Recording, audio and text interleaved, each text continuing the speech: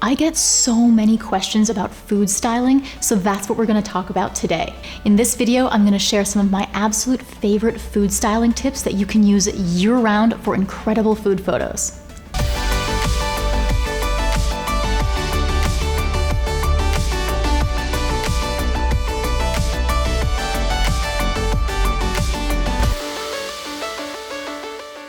Hey guys, Mandy of Replica Surfaces here. In this video, we're going to be talking about food styling. Food styling is not always hard, but it's definitely not intuitive. So I want to share some of my favorite techniques with you that you can start applying to your own photography right away. And I have to disclaimer before we get started that there's definitely going to be a holiday bend to some of these photos. However, the techniques themselves can truly be used all year, not just at the holidays. So the first tip I want to show you is how to create a sky-high stack of baked goods that won't topple. So you can see from this photo that these cinnamon buns, if stacked on their own, would probably topple before or during your photo shoot. So to prevent that, what you can actually do is insert either a long skewer right down the center of the stack, followed by an additional bun on top to hide that skewer. Or you can use multiple small toothpicks to get the exact same effect. Similarly, you can use small toothpicks to create a crazy asymmetric stack like this bagel shot, just by inserting them all over and placing your bagels on top accordingly.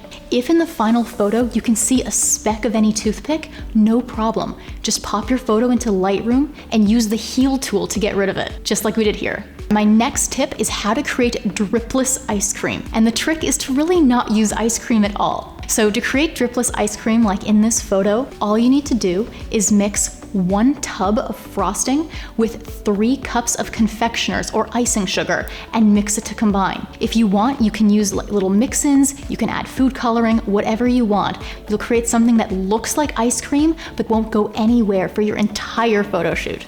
So next tip is to create this gorgeous crescent moon shape in icing sugar on a plate. To do this, all you need to do is hold one other plate or a circle cut out of cardboard over top of the plate that you're sprinkling onto. And then just sprinkle icing sugar using a sugar sifter until you've created this beautiful crescent shape. That's really it.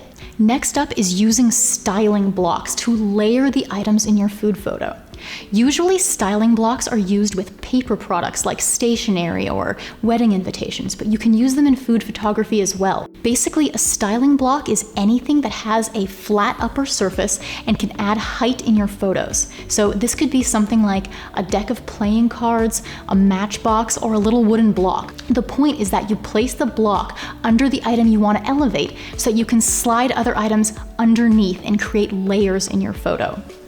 In this photo, you can see that we placed a styling block on top of the pot holder and underneath the taupe bowl in order to slide the bowl of potatoes underneath and create some gorgeous layers. Speaking of layering, that's what this next tip is all about. So one of my favorite concepts in styling is that it doesn't have to make sense to look great in your final photo. You can layer things that you would never layer in real life, just to create texture and color in your photo. In this photo, you can see that we did that using a cooling rack, a plate, and a fabric napkin. So let's create this photo step by step.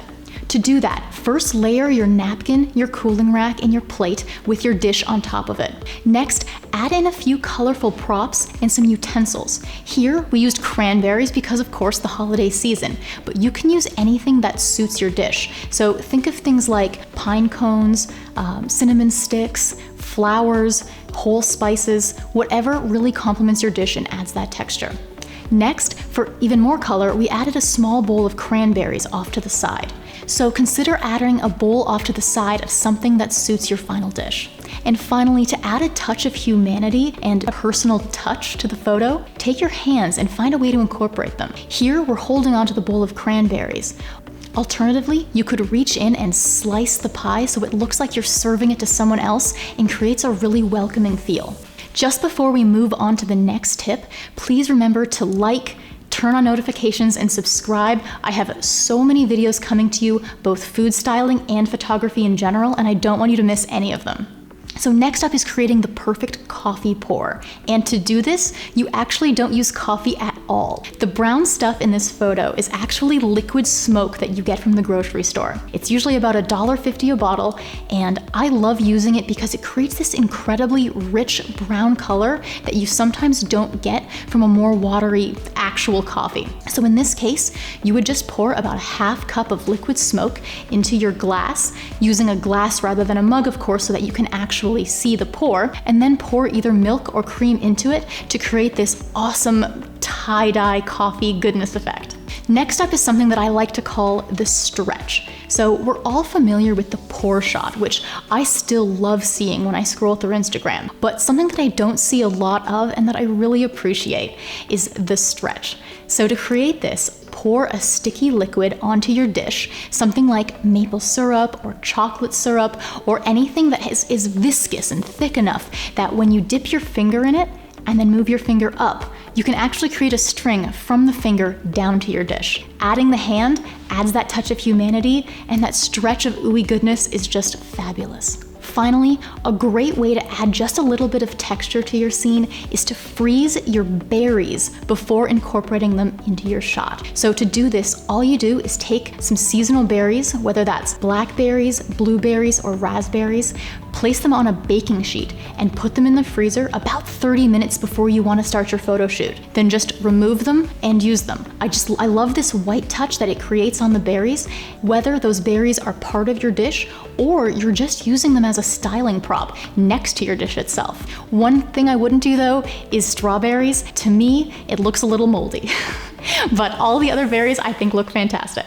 And that's it, guys. Those are some of my favorite food styling tips that you can start incorporating right now into your photos. They don't have to be holiday photos. If you try any of these tips, I would absolutely love to hear from you. The best way to do that is to join the Replica Facebook VIP group, where you can share your photos, ask questions, and we can all just support each other through this amazing photography journey. Also, if you enjoy tips like this, come join us over on Instagram and TikTok. We dish them out pretty much every day.